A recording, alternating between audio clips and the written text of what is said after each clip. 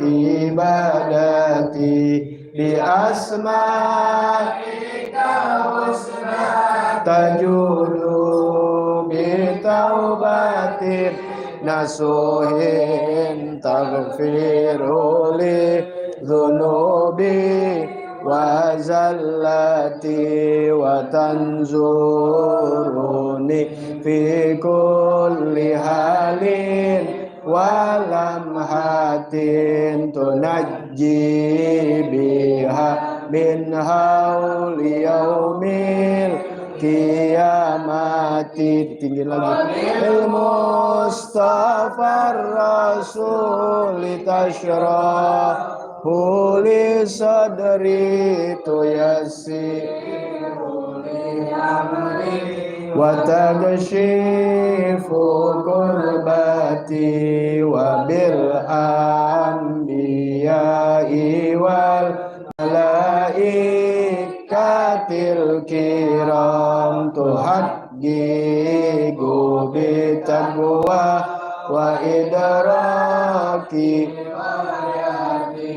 bihim wa bil awliya itulhi kuni bihim wa dhurriyati wa syi'ati wa ashirati wa tasrifu anni kulla syarrin bihaqqihi wa syarran abashirni bihusnil khawatimi wa birrahmati dakhilni bidaril iqamati alaihim minal maula salatun wa taslimun wa ridwanun istajib munajati ilahi bijahil anbiya wal malaika wa bil awliya ijud ijabati. Allahumma salli wa sallim ala sayyidina Muhammadin al-fatih lima ughliqa al-khatimi lima sabaqa an-nasiril haqqa bil haqqi wal hadi ila siratikal mustaqim wa ala alihi wa sahbihi haqqa qadrihi wa miqdarihil azim. Allahumma akhrijna min dhulumatil wahmi wa akrimna bi nuril fahmi waftah alaina bi ma'rifatil ilmi wa hassin akhlaqana bil wasahil lana abwaaba fadlika wanshur alaina min khazaini rahmatika ya arhamar rahimin. Assalamualaikum warahmatullahi wabarakatuh.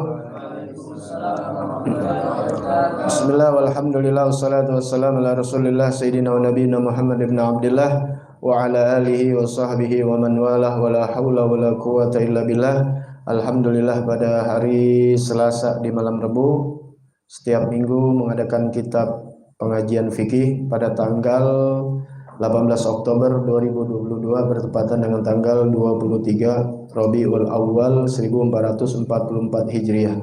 Dalam episode pertemuan kita yang ke-29, mudah-mudahan Allah Subhanahu wa taala menjaga memelihara iman Islam kita sampai wafat dalam keadaan husnul khatimah, panjang umur dalam sehat afiah dalam lindungan Allah Subhanahu wa taala, dan segala hajat-hajat kita diijabah oleh Allah Subhanahu wa taala. Amin ya rabbal alamin. Bismillahirrahmanirrahim. Nawaitu ta'alluma wa ta'lima wa tadhakkura wa tadhkira wan naf'a wal intifa'a wal ifadata wal istifadata wal hassa ala tamassuki bi kitabillahi wa sunnati rasulihi wad du'a ilal huda wad dilalata alal khair ibtigaa wajhillahi wa mardatihi wa qurbihi wa sawabihi subhanahu wa ta'ala.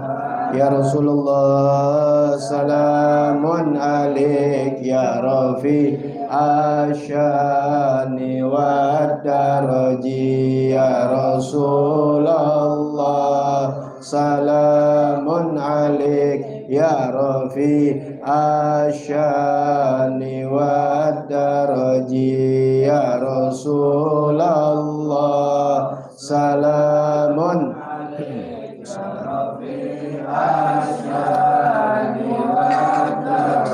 Allahumma salli wa sallim wa barik alaihi wa ala alihi. Baik, masih mengenai mujibatul ghusli dalam penjelasan kewajiban dalam masalah mandi hadas besar.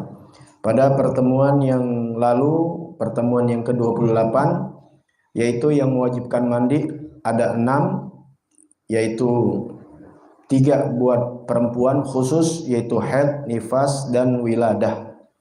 Kemudian yang 3 lagi adalah laki-laki dan perempuan, yaitu jima, khurujul mani, yaitu bersetubuh, keluar mani, dan mati. Pengertian jima sudah dijelaskan, yaitu berhubungan badan. Kemudian ada khurujul mani, yaitu keluar sperma atau keluar mani. Itu beda. Kalau keluar mani bisa di luar jima, ya namanya keluar mani. Apakah dengan mimpi, apakah dengan istimna, ya atau dengan yang lainnya. Pokoknya judulnya keluar sperma di luar jima. Tapi adapun jima nggak harus keluar mani, ya jima itu nggak keluar mani, nggak harus bersetubuh itu. Makanya di sini disebutkan bersetubuh itu, yaitu masuknya dikatakan sudah bersetubuh.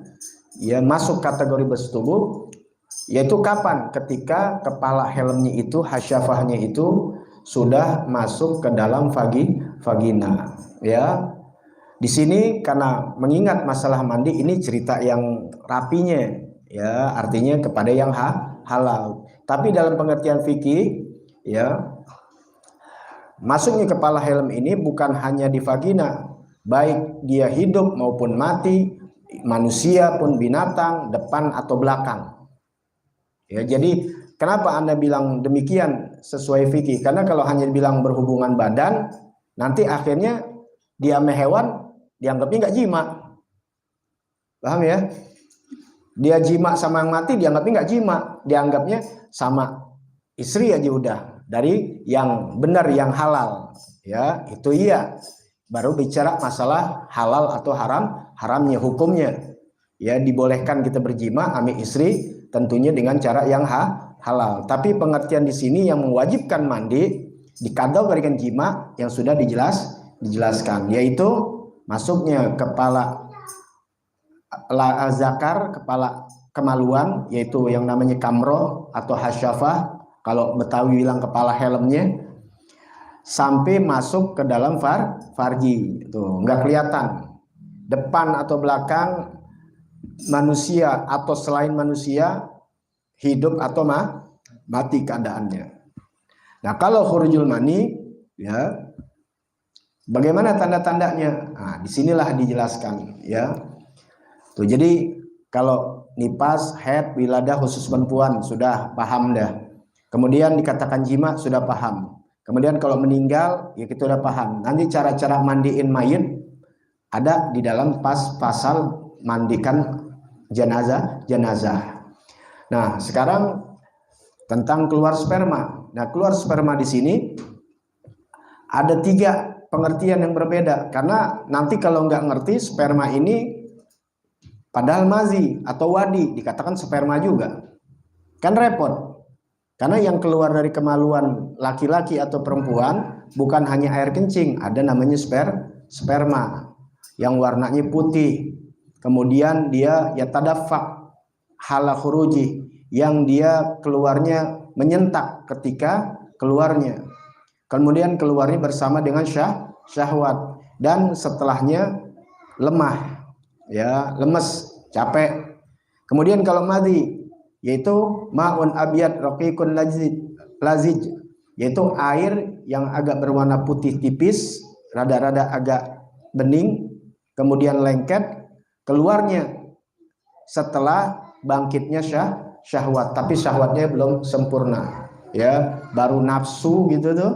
Nah, kemudian wadi, yaitu ma'un abyad sakhinun kadir, dia warnanya juga rada keruh, ya, cairan yang keruh, kemudian keluarnya setelah habis kencing, yakhruju ba'dal baul.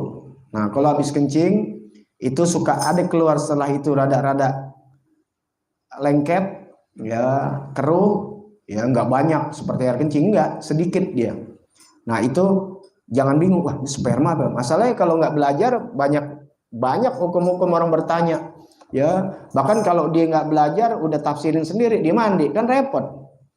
Ya, orang nggak mesti mandi wajib.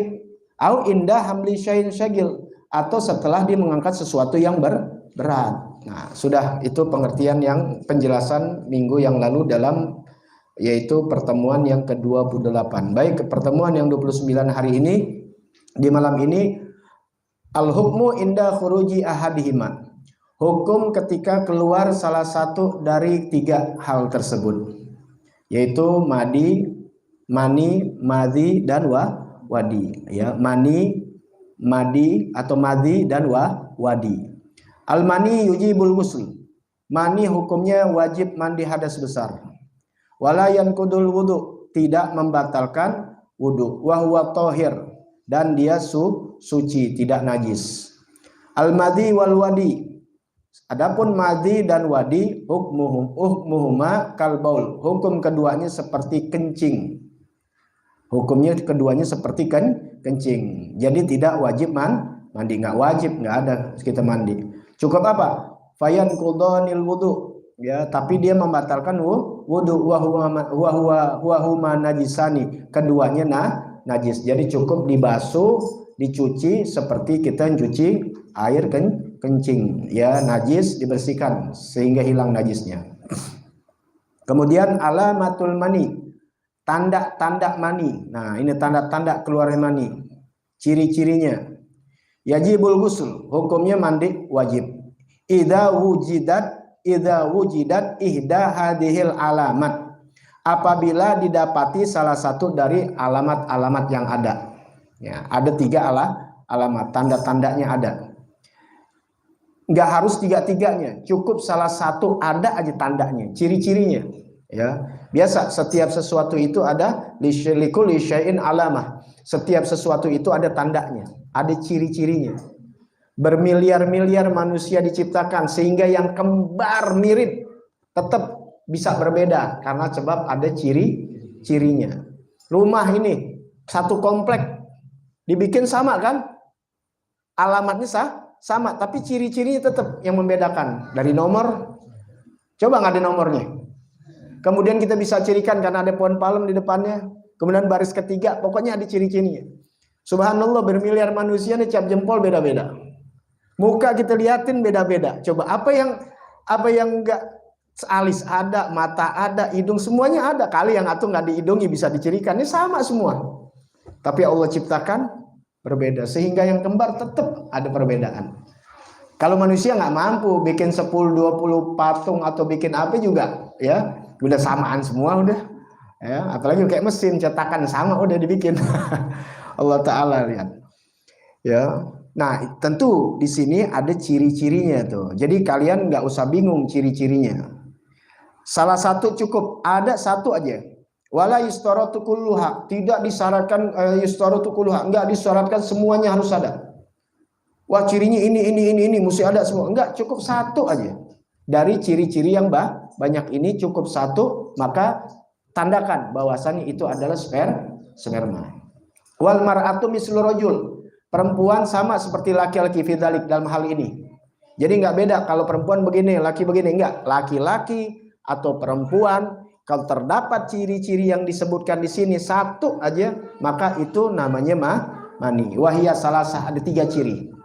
Ya, kalian bisa tulis ada 3 ciri daripada alamatul mani, yaitu tandanya sperma atau mani. Cukup 3. Salah satu ada maka selesai. Berarti itu sperma atau mani. Yang pertama apa? At-taladdud bi khurujihi. Terasa lezat di dalam hal keluarnya. Ya. Ini nggak mesti, bisa jadi keluar mani tapi nggak lezat. Mungkin karena dalam keadaan apa? Ya, nggak enak, terpaksa. Ya, perempuan misalnya diperkosa dan sebagainya. Auzubillah min dzalik. Ya. Atau inti dalam keadaan gimana tahu? Ya, karena ada bisa terjadi. Dia tidur pas bangun melebak tuh, celananya basah. Padahal dia nggak merasakan kenikmatan, bisa nggak? Bisa. Tapi mau dibilang nggak nikmat, tapi rembes. Ayo gimana? Makanya apa? Nggak selalu, ya nggak wajib ini alamat. Makanya tandanya ada 3. Yang pertama taladdud, ini tanda pertama. Boleh ada, boleh nggak jadi masalah. Ayakhruju bisyahwa, keluarnya dengan syahwat tuh. Ya, itu taladdud. Yang kedua tadafuk. Yang kedua yaitu tadafuk. Apa tadafuk? Ayakhruju ala dufu'an, yaitu keluarnya dengan hentakan. Ya. Dengan hentakan. Ya, sama-sama kita paham.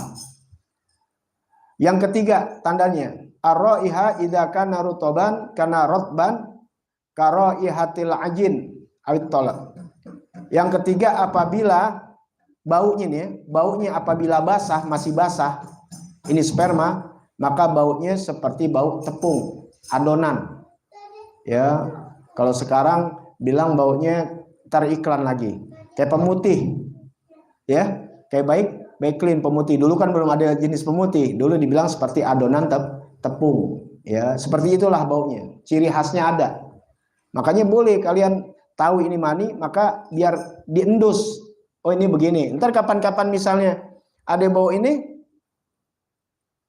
paham nggak? Kok beda?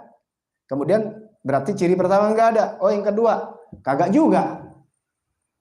Ya, nggak ada hentakan. Ketiga nggak ada lezat. Nah, belum tentu kan, bisa jadi madi atau wadi. Ya, itu kan terjadi. Makanya ciri-cirinya ada 3. Boleh salah satu dari yang 3. Ini aja udah. Ya, kalau nggak yang nomor 1 yang disebutkan, nomor 2 atau nomor 3. Apa yang pertama? Lezat dalam keluarnya. Kedua ada hentakan. Ya, tapi bilang sampai ngedet.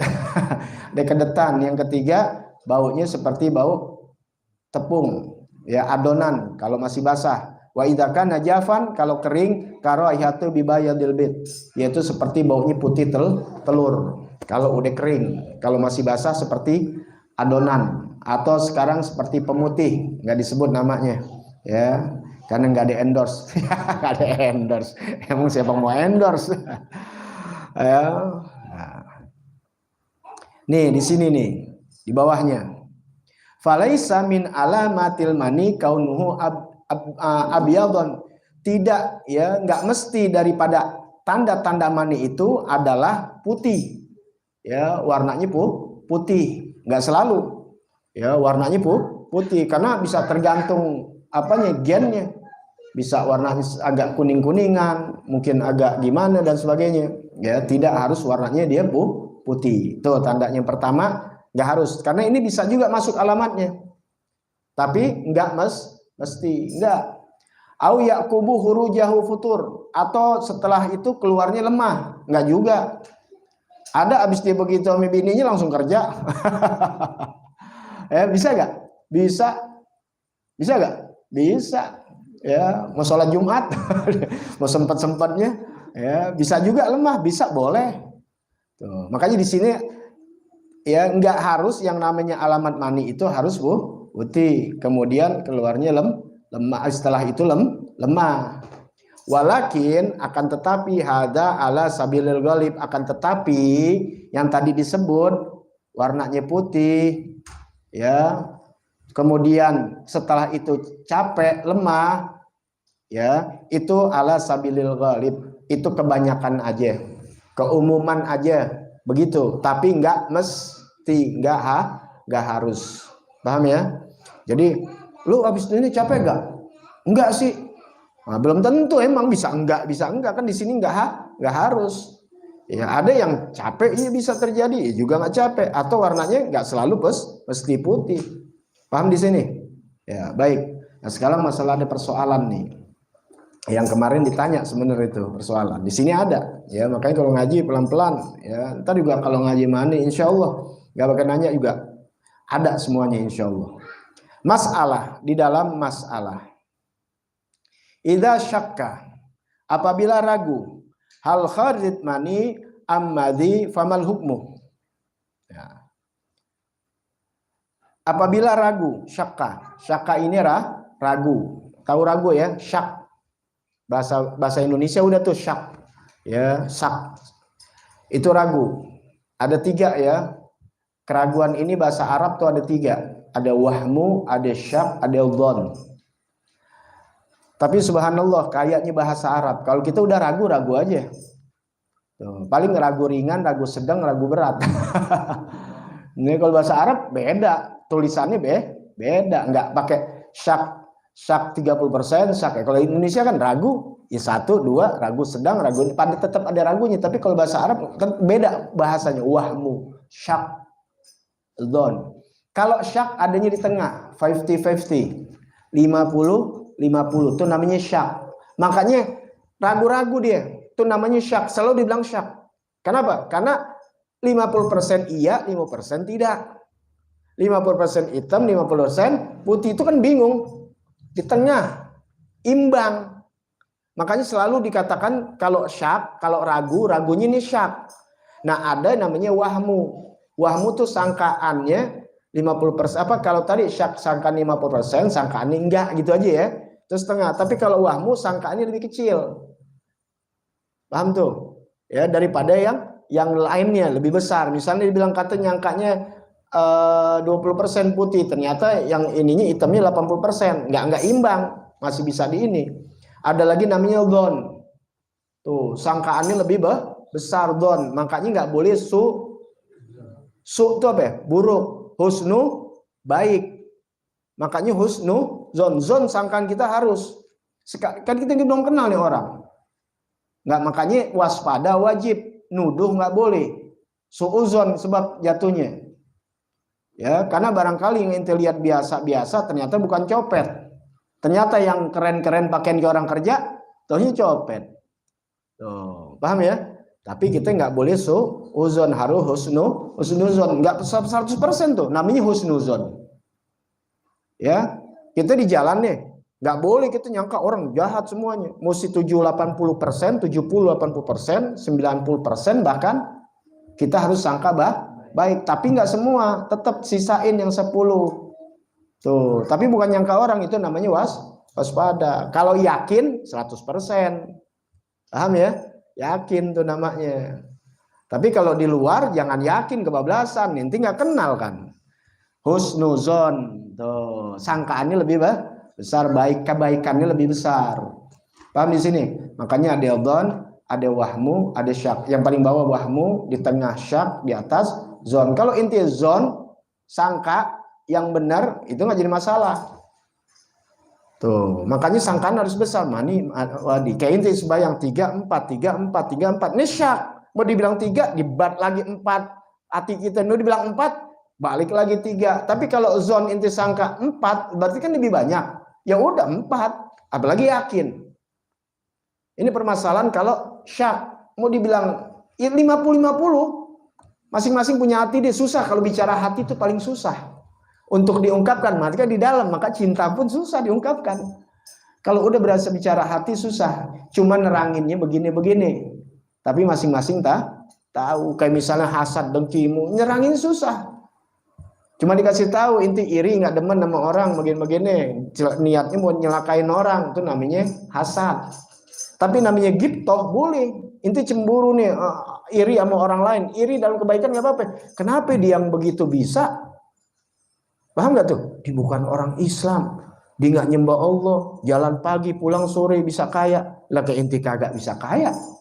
Bukan sirik, ya inti sekelas, dia bisa pinter, kenapa inti nggak bisa pinter? Pacu diri inti sama dia bisa pinter, kenapa inti nggak bisa pinter? Begitu tuh namanya ghibthah, boleh.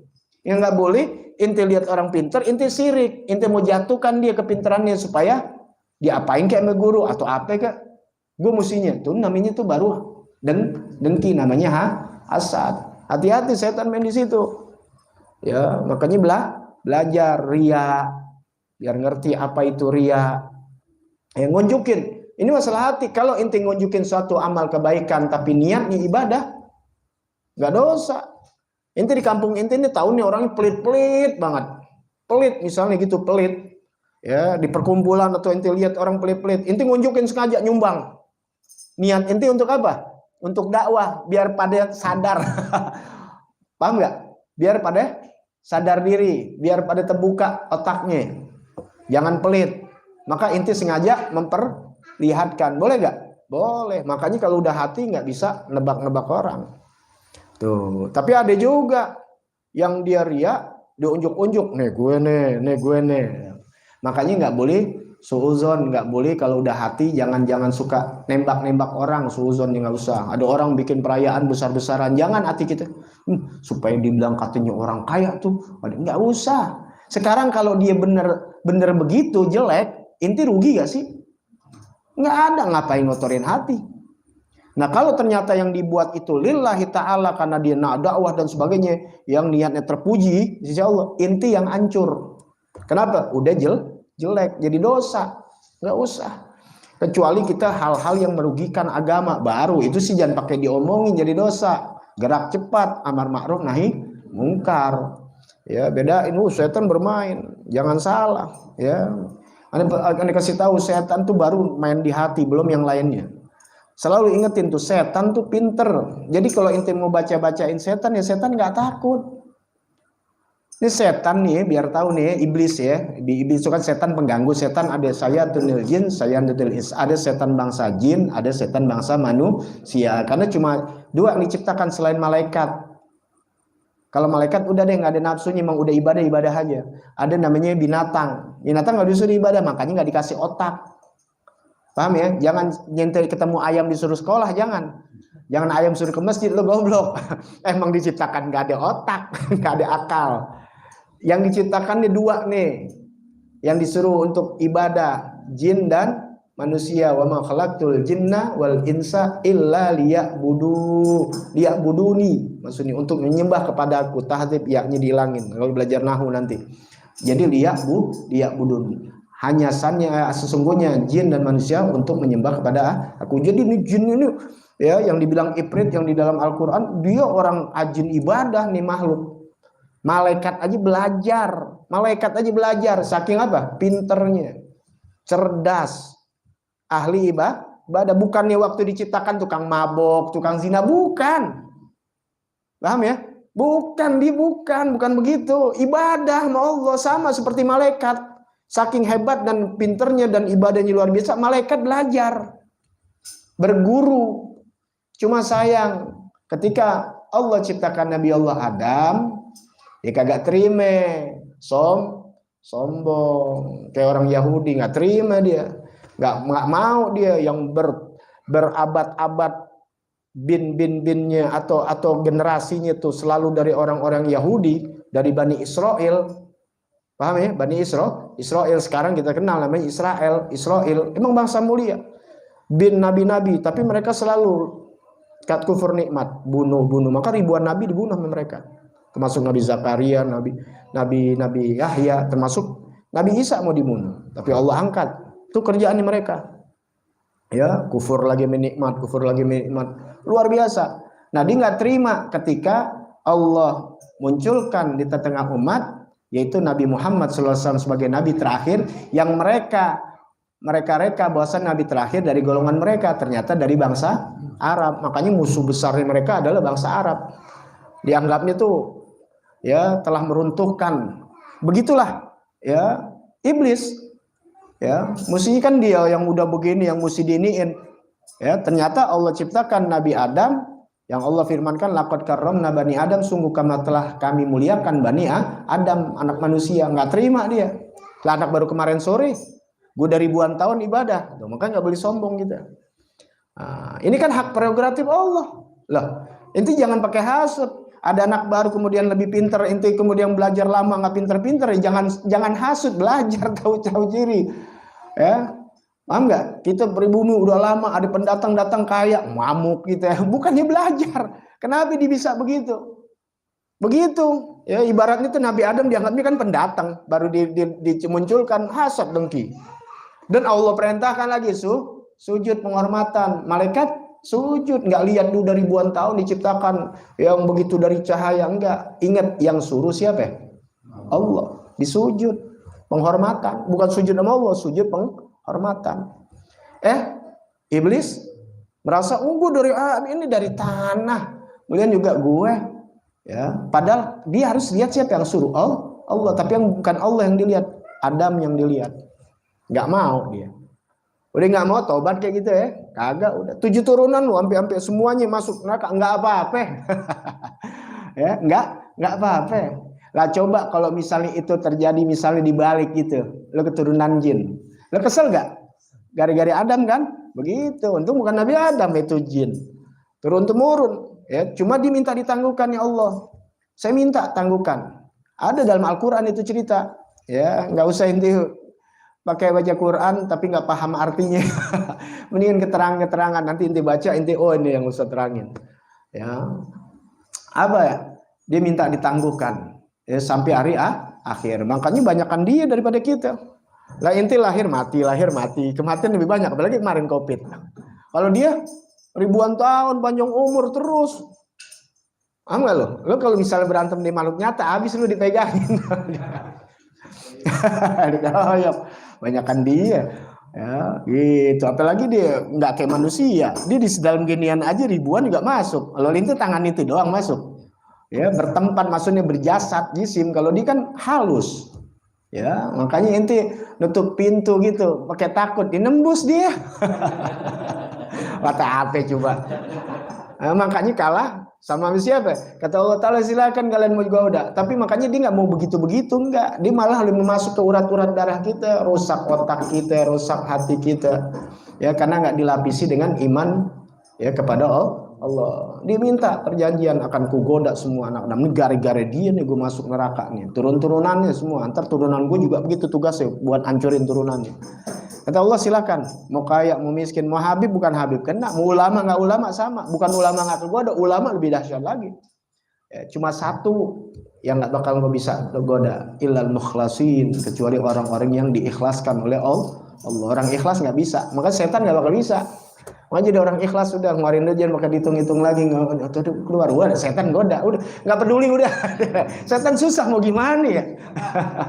Orang ikhlas susah. Makanya paling dahsyatnya tuh iblis ya, paling dahsyatnya iblis waktu goda siapa ya? Iblis yang ngomong waktu goda Nabi Ibrahim alaihissalam. Nabi Ibrahim tuh waktu mau motong anaknya tuh paling sibuknya tuh setan. Gimana supaya gagalin rencana Nabi Ibrahim yang udah sami'na wa ta'na kepada Allah. Bayangin anak lagi disayang-sayangnya, udah lama gak punya anak, 80 tahun minta anak. Itu inti bayangin. Inti sebagai manusia seperti Nabi Ibrahim gimana? Bukan Nabi Ibrahim gitunya. Inti perkirakan inti udah lama 80 tahun gak punya anak, minta sama Allah, kemudian punya anak 7 tahun lagi sedang lucu-lucunya.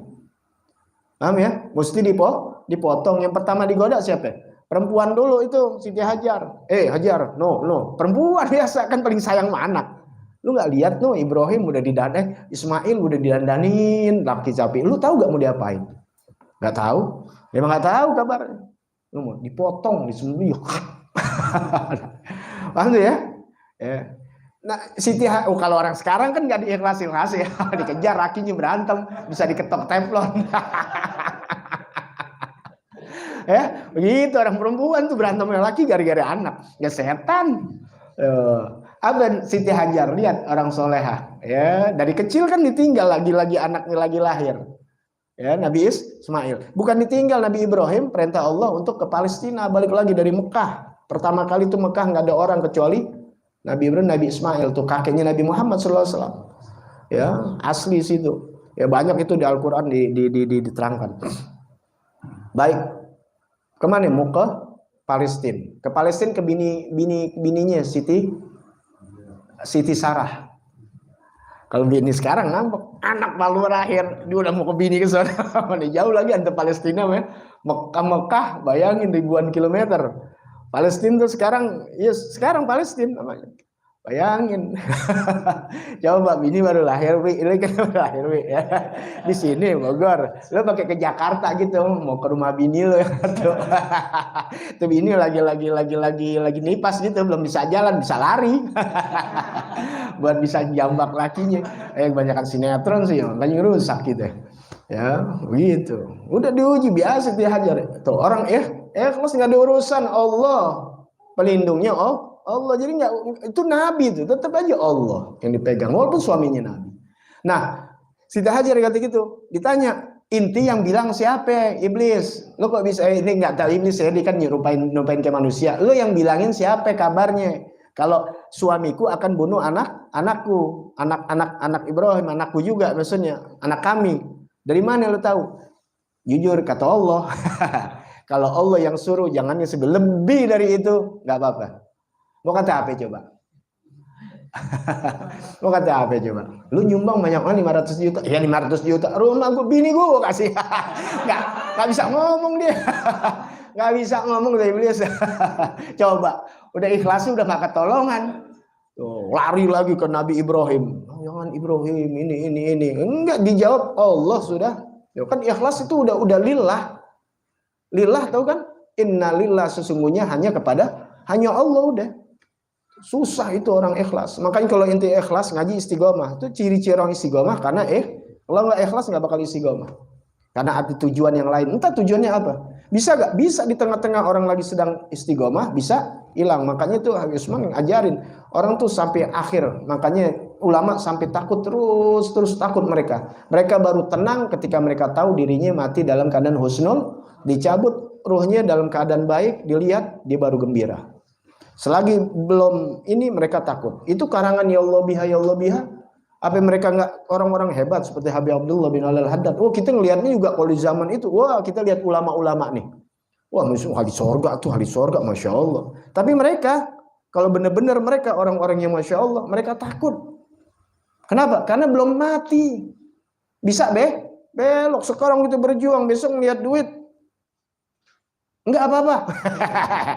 Kemarin teriak takbir Allah Akbar, enggak apa-apa tuh, banyak mencong. Ya, paham tuh ya? Tapi yang istiqomah, tapi belum, mereka takut tetap. Kita anggap mereka istiqomah, tapi mereka takut. Kenapa? Belum tahu akhir mah? Kita belum tahu nih. Enggak tahu, makanya enggak boleh juga buat diri kita sombong karena kita enggak tahu orang-orang yang rusak bisa jadi orang baik. Nah, kitanya harus takut agar tetap istiqomah, terus istiqomah, ikhlasin. Kalau udah ikhlas inti nggak peduli mau hujan, mau panas, mau apapun juga inti jalan. Selagi inti masih ada badan inti untuk duduk di majelis ilmu, gitu.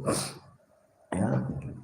Datang lagi Ismail, nggak bisa juga Nabi Allah Ismail goda. Udah mau ngapain lo anak kecil, lu kabur aja kayak gimana? Kalau orang sekarang kan bapak aja yang gemukan, potong duluan, masa saya masih kecil, kawin juga belum, nggak diikhlas ya. Nabi Ismail nggak tahu, terus nggak jadi masalah. Ya mau digoda diambil aja di batu, ditimpuk, paham nggak? Ditimpuk, menggodain lagi ditimpuk, udah ya pakai kayak ngomong lah. Timpuk, makanya dikenal jumroh tuh, nimpukin jin, paham nggak? Gitu, ini pergi sama mertua. Bukan nimpuk ke jumroh, mertua di palanya gitu. Itu nggak diikhlasnya. Ya, makanya ketika kawin itu mesti ikhlas. Ya, ikhlas, godaan bini, godaan mertua, godaan anak, namanya ikhlas. Ya, semata-mata udah urusannya waduh berat. Ini cuma bisa ngomong, semuanya harus ibadah apapun juga modalnya ikhlas. Tentu ikhlas itu harus dengan ilmu ngaji.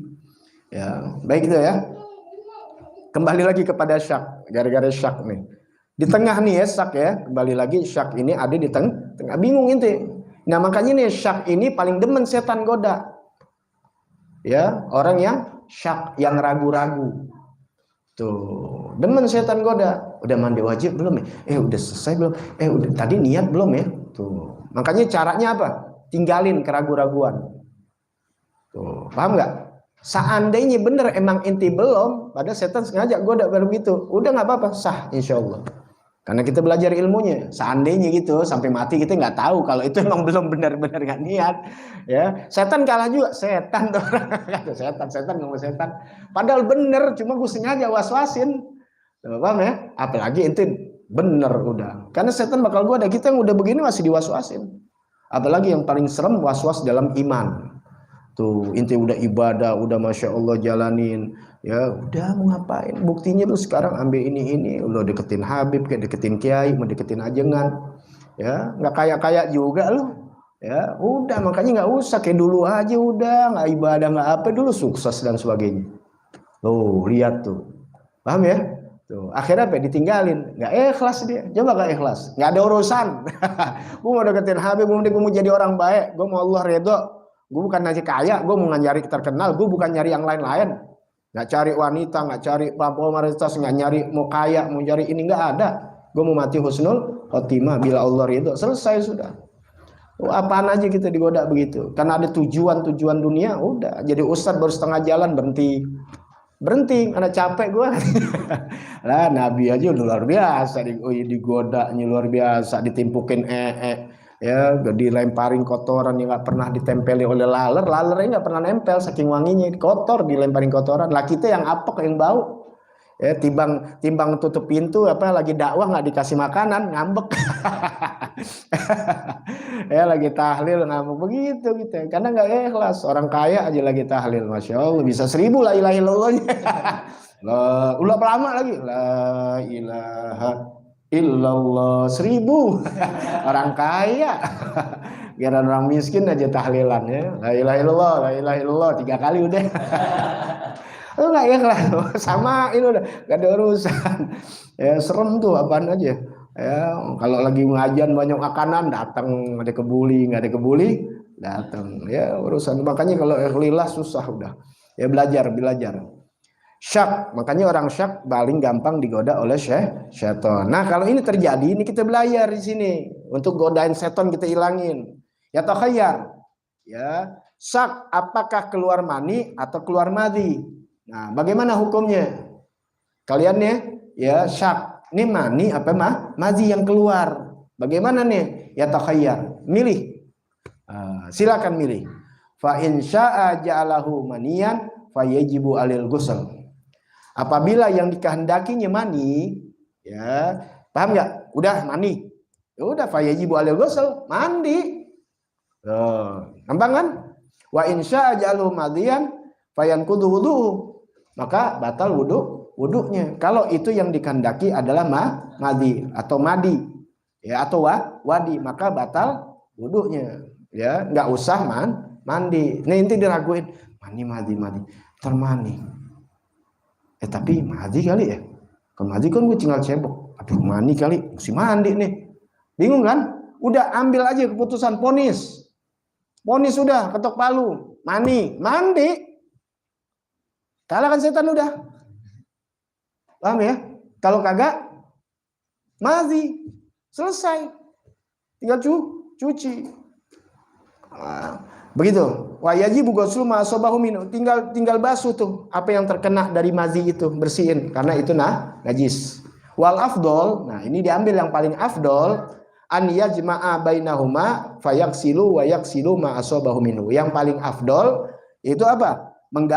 Menggabungkan di antara keduanya, yaitu mandi wajib kemudian cuci. Jadi artinya paling enak sudah mandi. Silakan ambil keputusan boleh. Tapi paling afdol mandi aja udah setan lemes sudah. Emang mandi lama apa kagak? Inti kebanyakan nonton sinetron sih yang pakai keramas. Enggak. Cara mandinya insya Allah minggu yang akan datang. Insya Allah panjang umur, sehat afiat. Cuma apa? Niat sama meratakan air ke tubuh. Jatuhnya air, niat, rata udah tubuh udah selesai. Udah segitu doang. Yang mana dulu kita terserah mau jempol kaki dulu ke mana, tapi nanti cara-cara sunnah ada belakangan dulu sunnah. Yang penting kewajiban, jangan dibikin berat orang dalam belajar. Ini kadang-kadang dikasih yang sunnah-sunnah, anak kecil lagi belajar wudhu, sampai kuping semua, banyak banget yang sunnah-sunnah yang kita udah pelajarin. Ini kan dipelajarin untuk umum.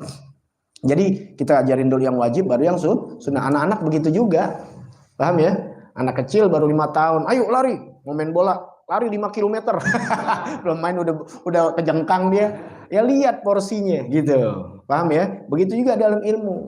Tuh, ada porsinya. Ya, jadi porsi ini nanti kita akan belajar nih yang wajib dulu. Nanti kita belajar yang sunnah. Kalian bisa wajib dulu. Ntar apalin, oh tambah yang sunnah apa, 1 dulu masukin. Besok tambah lagi terus. Nah kita semakin tua harus giatkan dengan yang sunnah. Tapi buat anak-anak jangan disamakan sama kita. Biar dulu yang wajib.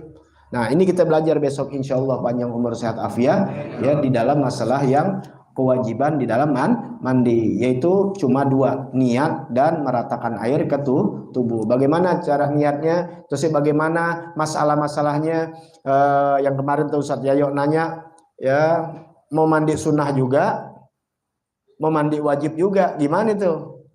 Ada mandi wajib 2 kali, ada perempuannya dalam keadaan haid juga, atau inti dalam keadaan junub juga, dalam keadaan keluar mani juga.